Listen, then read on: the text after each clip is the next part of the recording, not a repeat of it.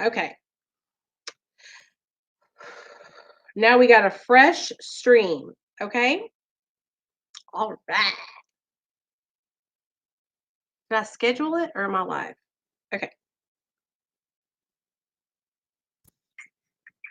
Okay. Sorry about that, you guys.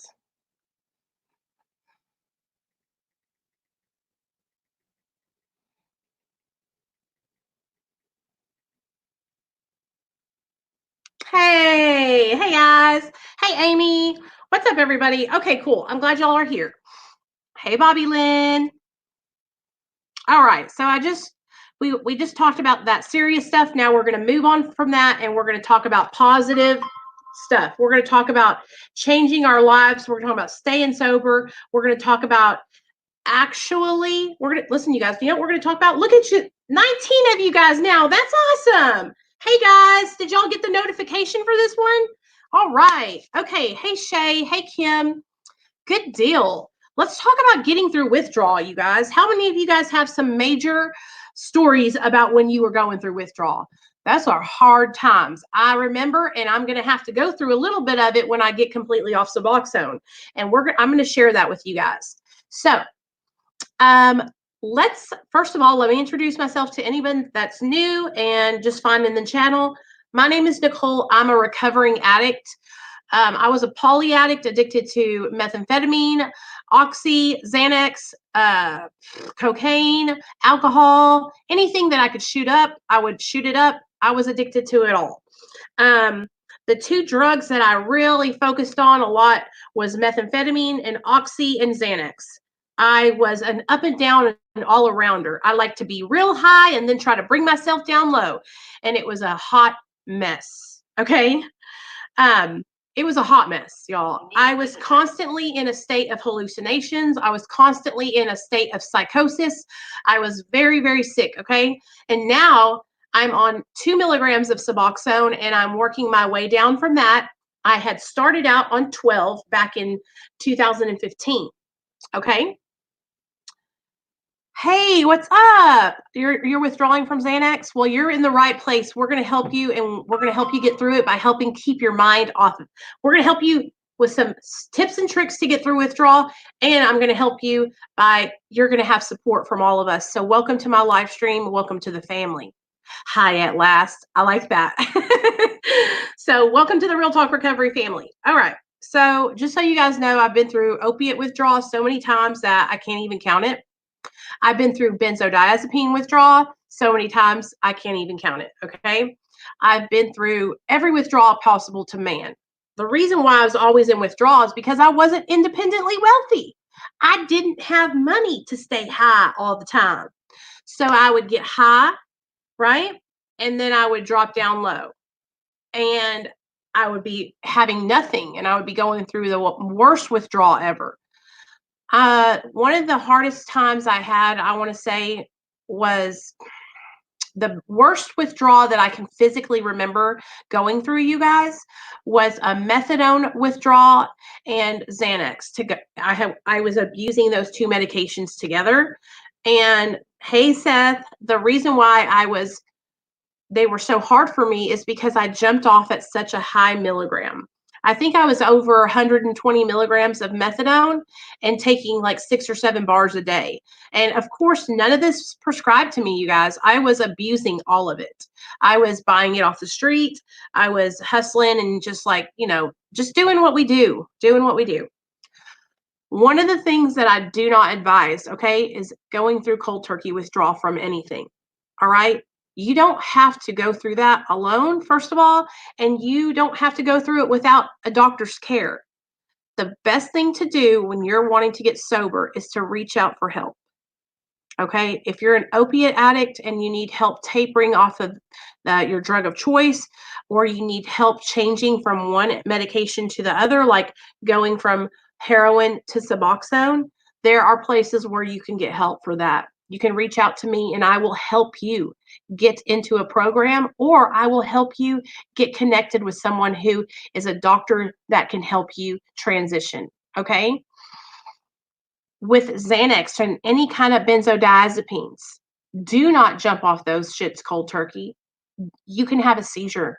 You can die. Okay. Same with alcohol. You've got to have medical attention when doing so. Okay. So I have a lot of questions all the time. They ask me, how did you jump off so much Xanax all at one time and not die from it? Okay. And I'm going to tell you that it was a miracle. It was by the grace of God that I didn't die. So for those of you guys that don't know my story, I went into treatment in July of 2015, and I went into a detox first, and I detoxed off of Oxy and Xanax in a medical detox, right? From there, and I was only there for 5 days, so they tapered me down real quickly and then just threw me out and put me in the treatment center. When I got to the treatment center, I decided that I couldn't handle life being sober, and I started having my husband sneak me Xanaxes in to the rehab. For the first 2 weeks I was in rehab, I was high on Xanax. Okay, I was eating bars. I was passing out. In one group meeting in the rehab, I was sitting in the circle doing process group, eating Cheerios and falling asleep. Okay, I was a hot mess. So, hi at last. It's okay. If you need support, you can reach out to me on that phone line and I'll help you with anything I can. And you do know that, a lot of doctors are able to do telemedicine now. So if you're struggling and, you have the means to do insurance or pay a doctor, you can call and get an appointment and they can help you out with that. So 2 weeks in to treatment, I was eating bars, y'all, eating bars of Xanax. And so I got caught. I got busted red-handed, and they just completely ripped me off. They didn't give me any extra to come down. They said, "You're in trouble." Boom, and they took them away from me. And so there I was, cold turkey withdrawing from Xanax. I didn't sleep for I think 8 days straight. And when I finally got out of treatment, the experience that I had from being off of benzos was not so much, it was more of a long post-acute withdrawal. Okay. I would be walking around and I would have these little like brain zaps, and it's almost like electrocution go into the brain. That's the only way I know how to explain it. I would see like tracers when I moved my head too quickly, like my eyes would see like flashes of lights and stuff like that. And it was a while before I felt back to normal, till I felt normal again. So I I wish that, I wish I had known or had the means to like ask somebody to help me with that, to go to the doctor and say, I'm in withdrawal from opiates and benzos and I need help. But I was so destitute and desperate, right, to get off of those medications because my son was in foster care. Yes, hi at last. Yes. Hey Polly, what's up? And honestly, you guys, like I wish that I had taken notes during that time so I can really like remember. But the only thing I can tell you is once I got out of treatment after being there 30 days, I have not felt normal for years. I got on a low dose of Suboxone and I'm on 2 milligrams now. And at 4.5 years sober, I'm just now starting to feel like I might be finding myself. Do you understand what I'm saying? I'm just now starting to actually get my energy back. I'm starting to like find passion in things like my YouTube channel and helping other people. Um, I don't want to say that to discourage any of you guys who are coming off of these medications, right? I don't want you guys to think,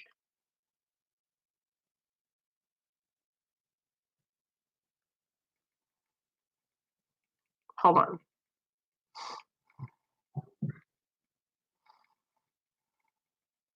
I don't want you guys to think that my experience will be your experience, okay? If and when you decide to taper and you go low and slow, taper very slowly, a little bit at a time, it's really going to help minimize your symptoms of withdrawal and the bad feelings, it's going to help you. Another way to help get through withdrawal is to join as many support groups as you can. Support groups like this, where we stay positive and uplifting and try to encourage each other. Because when you're going through withdrawal, one of the hardest things, and one of the things that we all do, right? Hey Mary, what's up, girl? I'm so glad you commented. I see you all the time on when you comment on the regular videos, but I'm so glad you're in the live stream, girl. What's up? Um, so what was I saying? Sorry, I get so distracted so easy. Sorry, guys. Um, anyways, I don't want you guys to get discouraged and feel like you have to feel normal right out the gate. Okay. It's going to take a while to feel normal. Okay. And I don't even know how long that's going to be for me, but I can tell you this. Okay. I can tell you this. I feel better than I ever felt in active addiction. I feel better than I ever felt getting high and ruining my life. All right. When I was on 12 milligrams of Suboxone when I first started out, I felt great. The longer I stayed on the medication, and I also need to let you guys know this. I have hepatitis C. So I have lethargy. I'm really tired and I don't have motivation a lot, and that's from the disease of hepatitis C. So I don't want you all to think that I'm talking bad about Suboxone, or I want you to feel miserable from it, right? I just want you guys to know that I have underlying issues that contribute to the way I was feeling. So you might not be feeling like I felt. So I was on 12 milligrams, and I noticed at about, how are you? For some people, it takes them a few years to feel normal from benzos. There's some videos on YouTube about people going through withdrawal from benzos. I know, Polly, and I watched all. I know you know the ones I'm talking about. This guy, his name is Sixlow. I watched his video, and it was the scariest thing I've ever seen. One thing I do not recommend, if you're going through withdrawal, do not get on the internet and start looking at everybody else's withdrawal. It will scare the shit out of you. Okay, I'm telling you guys, one of the best ways to get through withdrawal is to focus on positive thinking, focus on exercising and talking with people who are in recovery and doing things that are going to encourage you to make changes and things that are going to help you to stay in the right frame of mind. Because I dare to say this, I know y'all are probably going to think I'm crazy. I swear to God that withdrawal is 70% mental and 30% physical. Most of the withdrawal is psychological. And so if we set ourselves up for failure by watching these horrible, scary withdrawal videos, right? And then we're focusing on, wow, am I going to go through what that person went? Oh my God, I'm going to die. This is never going to end. I'm going to be in withdrawal for the rest of my life. All these horrible things, right? Y'all know you know what I'm talking about. How many of y'all have Googled something and then thought you had it? You know what I'm talking about. Y'all know. I had to stop by and show some love. Hey, what's up, man? I'm so glad you stopped in. I walked my dogs. We all lost weight. The vet was so happy. That's awesome. See, I need to do that. But I'm telling you guys, like, I talk to so many people every single day, and that's one of the first things they tell me that they're doing is that they're watching other people's videos and they're getting afraid. They're asking me, is this what's going to happen to me? How long is this going to last? Am I going to be doing this? Am I going to be doing that? And I'm just like, oh no. Please, the best thing you can do is come somewhere where you're going to get positive reinforcement and you're going to get support. Okay. Do not set yourself up for failure. Don't do it. Okay, guys, please. It's okay to get educated, but I wouldn't stay on those videos for very long. You feel me? I used to find it comforting, but I'm a weirdo. I liked watching channels that had success stories. Yes, that's what I think is really important, is the success stories and watching people that they have already come through that hard part and you get to see them on the other side of things. You know what I mean? Kind of like where I'm at right now. Like I've came through the hard part of coming off of benzos, and now I feel so much better, you know? And honestly, I know how many people watch these videos for help. So when I go and I jump off Suboxone, y'all are not going to catch me on this channel like acting a fool. I'm going to tell you how I feel, and that's going to be that. We're not going to focus on the bad part.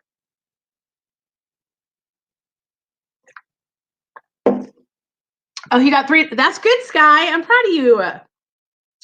It's too easy to fall down that rabbit hole. Do y'all know what I'm talking about? And just get like so scared and worried, like it's never going to end. You know what I mean? Really? Oh my God, you're the bomb. You're so sweet. Message me on Instagram. I haven't talked to you on there forever. Okay? I really appreciate that, man. You have no idea how much it means to me that you do that. It's so, so awesome. I wanted to tell you guys, I've been working really hard behind the scenes. I did a really awesome podcast with my friend Megan. She has a podcast called The Addictionary. In fact, let me get her podcast channel and I'll link it because I know you guys are going to love her. Okay? I love you, Bobby Lynn. Bye, girl. I understand. Y'all don't have to stay here if you got stuff to do. I totally understand. I want to share these channels with you guys that will help you in your recovery. So let me get these channels, okay? Oh.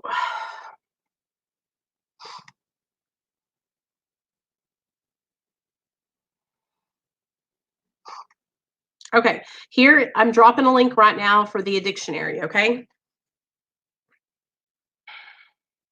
Then let me find my other friend that has a channel.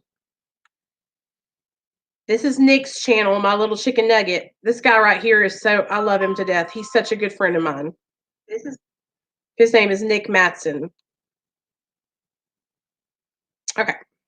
I hate that Hey, Danny, what are you doing? I'm so glad you're in here. Tell everybody how you're doing, Danny, with your recovery. I know you're kicking ass and taking names. I'm so proud of you, man.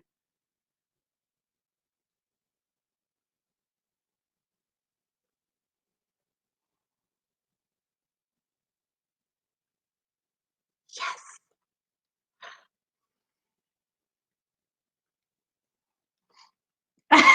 My little chicken nugget. I'm so proud of you.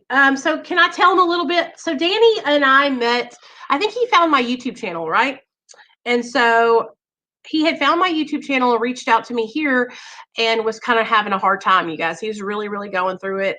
And he had developed a very, very severe addiction to heroin. And he was spending a lot of money on it, huh, Danny? And so I was like, man, you can do this. You can get your life together. You can get sober. And then he called me from Lockdown 23-1. Then he called me on what was that? Was it Christmas Eve or Thanksgiving?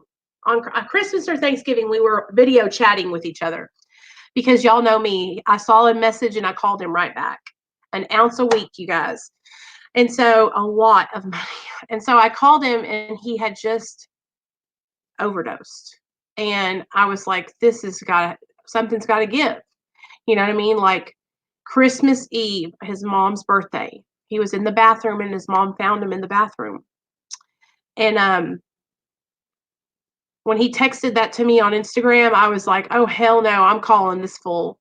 And so I called him and he had told me that he was getting inducted over to Suboxone. And so ever since then, he's changed his life and turned his life around, you guys. And how much money have you saved, Danny? He texted me on Instagram the other day. I was sending him some videos and stuff, and he was like, I saved this much money. And I was just like, damn. Isn't it amazing how you can like save money now that you're not doing that? You got your life back, man.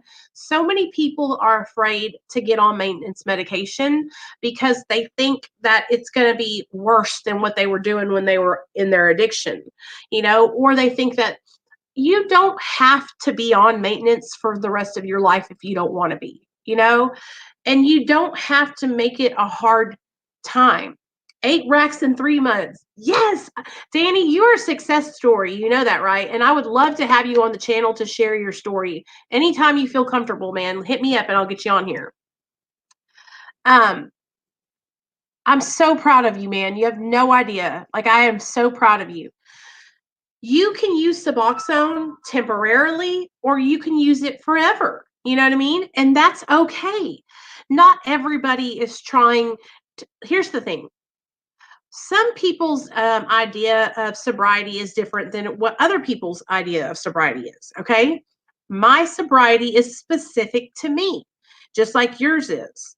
That's why on this channel, you guys, we focus on not judging each other. Okay. We focus on being open minded, letting each other know that we're here to support each other. I'm sober. Okay. I'm on 2 milligrams of Suboxone and I'm sober. And I dare somebody to tell me I'm not. You know what I mean? Like, this is the most sober I've ever been in my life. And I'm proud of that. I'm proud of that. And if it means I have to be on 2 milligrams of Suboxone for the rest of my life, then that's what I'll do. Do you understand what I'm saying? Because I'm not willing to risk my life. I'm not willing to risk my husband and my son and my home, my dogs, my car, my money. I'm not willing to risk it anymore. I don't want to lose it all. And you know what? I'm proud of every single one of you guys that choose life and choose to get inducted and get on medication assisted treatment. You're changing your life and it's going to get better. And however long you decide to stay on it, you just do what you got to do. Don't ever let anyone else's opinion affect you, okay? Because I did that. I let other people's opinion affect me, you guys, and I almost made some really bad decisions. You know, I almost jumped off of Suboxone too early, and I'm so glad that I did not do that, because I'm telling you, I wouldn't be here sharing my story with you guys today if I had. All right. So anyway, let's keep on going. So with the withdrawals, all right, getting through withdrawal, we can do it. We've all been there. How many of you guys, I know y'all know what I'm talking about. I have been through withdrawal so many times because I didn't have 8 racks to buy heroin every day or buy Oxy every day. Okay, Danny, I'll text you on Instagram, okay? Love you. I'm telling you guys, like, we can do this. We can get through the withdrawal. We don't have to let it take over our lives. Tara says, I'm trying to cut down off Oxycontin, but the body pain is making it too hard. I'm on Oxycontin for pain from 5 different diseases. So what do you take for the pain? Tara, if you want to, I saw you've been in here before, I think. Why don't you text me on that phone number, girl? If you are trying to get off Oxycontin and you're not being able to do it, you can't do it. You can go from Oxycontin onto Suboxone or Oxycontin onto methadone, and then you can get treated with those medications for your pain. So it's really something you might want to look into.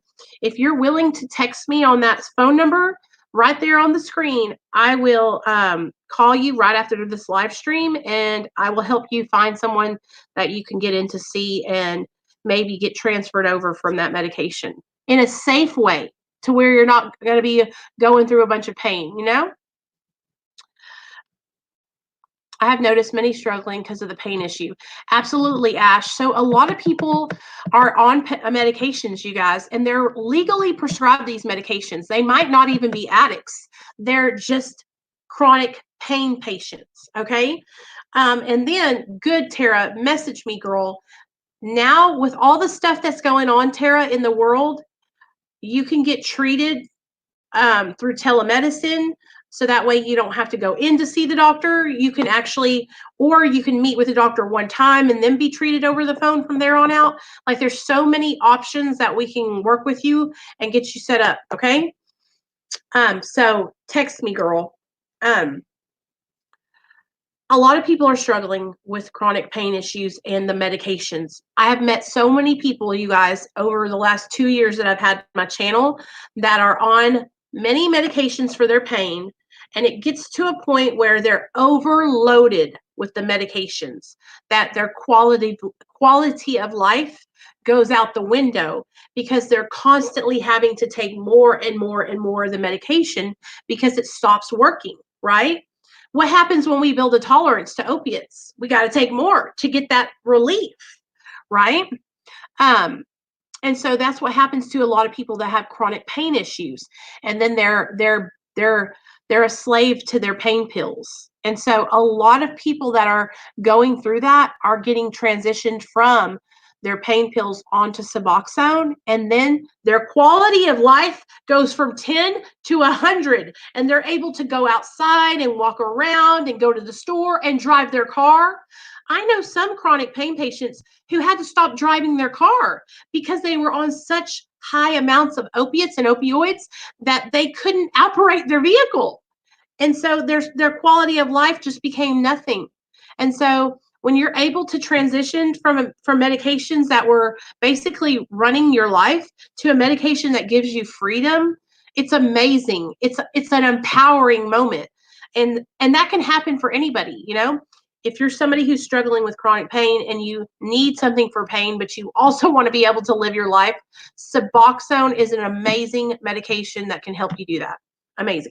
So, yeah, I hope that I love talking with you guys. And I really, my main goal here is to just help people understand that whatever you have to do to stay sober, do it. Don't worry about what anyone else thinks. All right. I want to help people smash that stigma surrounding maintenance medication. And I want us all to stay together. Tara, I'm telling you, girl, text me. I'm telling you right now, we can get you set up and you can get help and you don't have to be like that anymore. I'm serious as a heart attack. I have literal proof of people that I have met that have had to do the same thing, and they are dancing a jig now because they can get out of bed. They can leave their home. They can go outside and play with their kids. That's what happens though. It happens to so many people. So I hope that you'll reach out to me and I'll help you with whatever I can. I'm taking Clonidine, but I have zero energy and I'm supposed to work this week. Clonidine, is that for your blood pressure for when you're coming off of other opiates?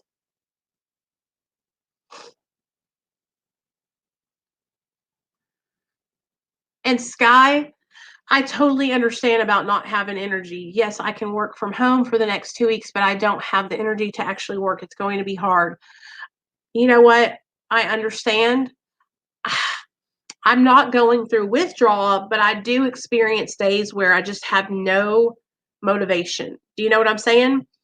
And it's almost like I have to push myself, you guys. I have to push myself to take steps to keep going forward. And so if you're struggling with a lack of motivation, it does, Sky.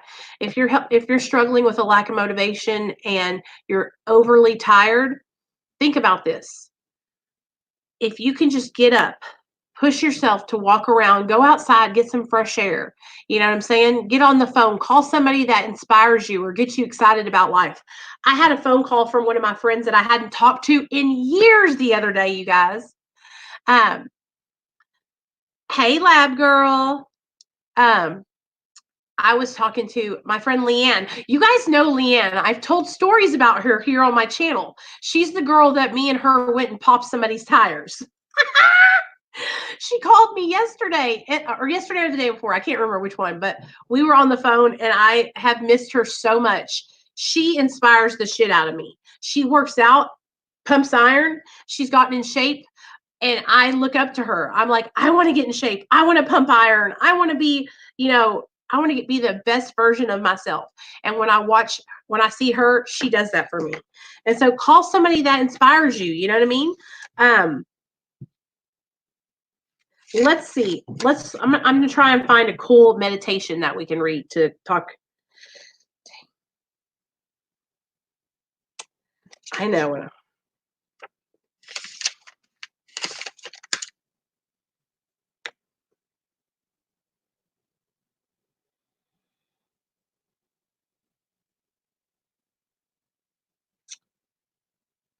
119. We'll do 119. Okay.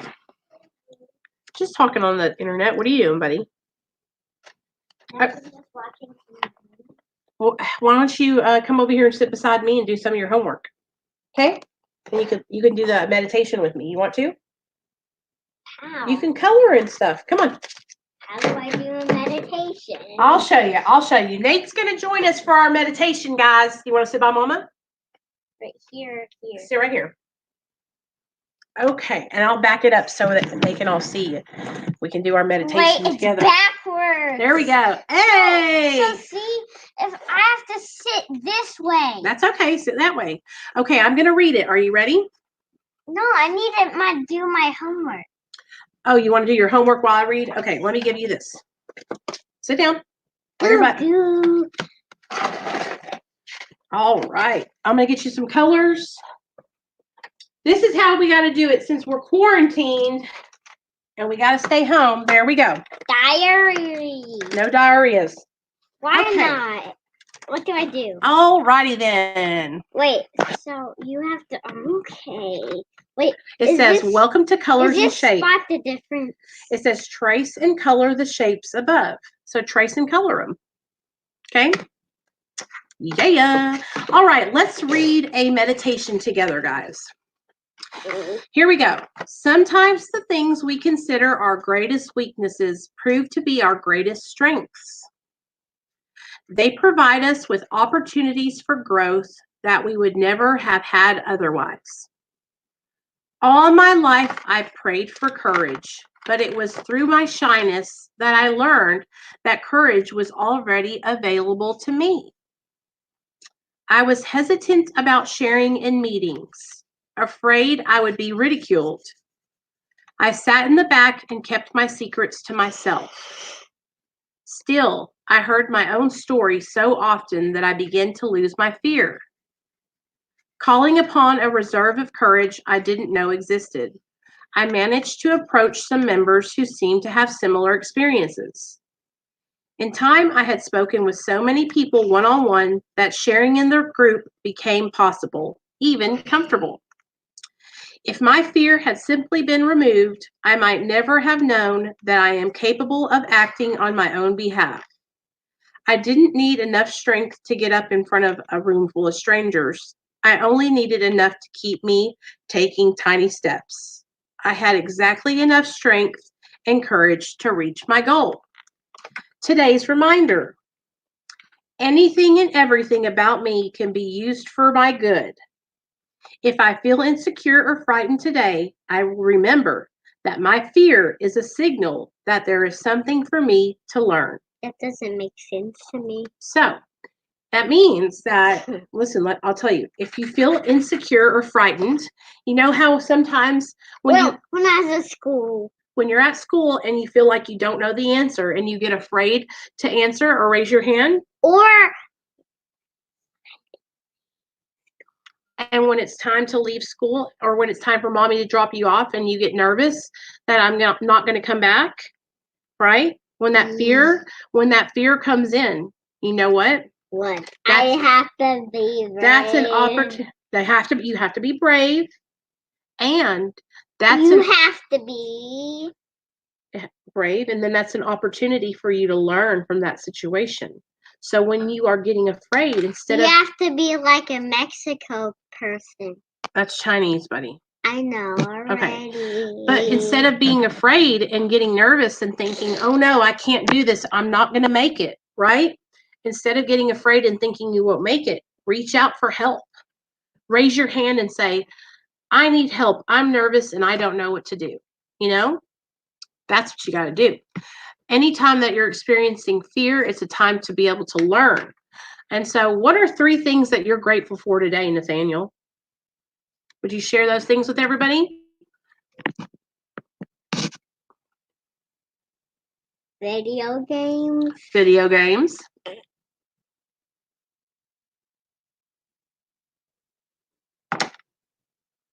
Okay. I don't know what else. I'm thankful for toys. Your toys. Dad. Daddy. Mom. Mommy. You know what I'm thankful for? I know already. I'm thankful for you. Yeah. I'm thankful for my recovery. You're thankful for Dad. I'm thankful for your daddy because he worked so hard to take care of us. And I'm thankful for you because you saved my life. Okay. So Thank you for helping us with that meditation today, Nate. How was I even helping? Just by being cute. Okay, so just like at the beginning, it says, sometimes the things we consider our greatest weakness prove to be our greatest strengths. They provide us with opportunities for growth. So sometimes I feel like one of my greatest weaknesses is my vulnerability, right? Is the fact that I feel things. I'm so emotional and I feel them so deep down inside.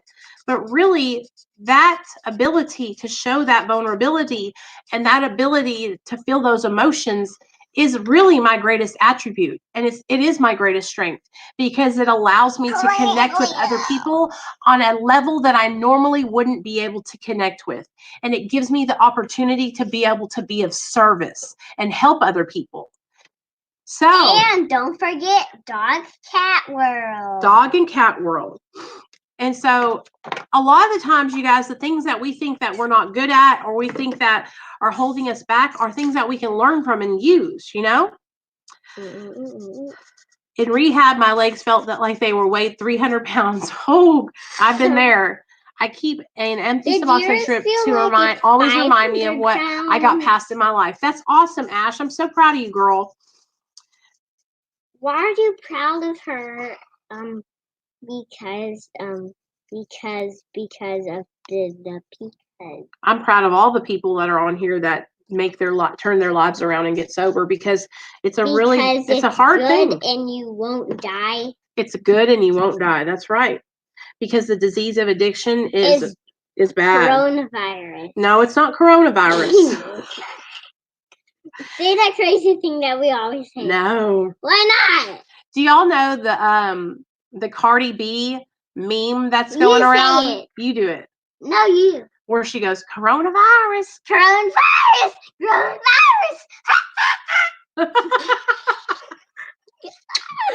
Oh. And this is the second meme of it. Coronavirus. Okay. We have to not be laughing about it because it's really serious, actually. Mom, I know. My guy's eyes are bleeding. Why? Actually, it's just it's just a picture? Yes. Okay. Actually, no, it's actually just Candy World, and that's all of his candy that's coming out of his mouth so we can eat it again. Are you looking at all of the people? Yeah, I'm just looking at their comments. Okay, guys, I'm sorry. Nate is distracting me. So anyway, what I'm trying to do is, so it was brought to my attention by Ash that she wants me to start doing longer streams in the evenings. So starting on Monday, when we do our 7 p.m. Central Standard Time meeting, we'll start going over an hour from now on, okay? I'll be straight up with you guys. 7 days in a row, live streaming every evening. I know it might not seem like it, but sometimes I just need to take a break. You know what I mean? I get a little bit overwhelmed. So that's what we're going to do, though, from now on. I'm going to try to work on going over an hour. If any of you guys are struggling with anything and you need support, please message me. Just text message me, okay? I'll do anything I can to help or support you. Also, let's stay out of drama. If people are talking about me, just ignore them. You know, you guys don't have to worry about sticking up for me. I don't want to put you guys in the middle of anything. I love you guys, and I appreciate each and every one of you for supporting me and believing in me. Don't let them leave yet. I have to do something. Okay. Nate wants to show you guys something before we leave. Wait. So we're going to let him do that.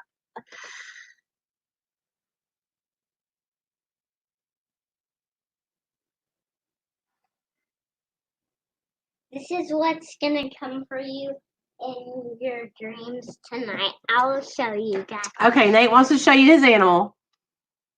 Wait, it has to go this way. There you go. Guess it's back. Wow, that's ferocious looking. Good job. Now look. Okay. All right. I love you guys. I hope that I've helped you guys a little bit today. I'm sorry for the negative stream earlier. Why is there a duck in the corner? It will not happen again. Sometimes I just get out of pocket because things make me upset and I'm human. I get my feelings hurt, you know? But we're gonna work together, you guys, to do better. And Nate's gonna help me to do better too, huh, buddy?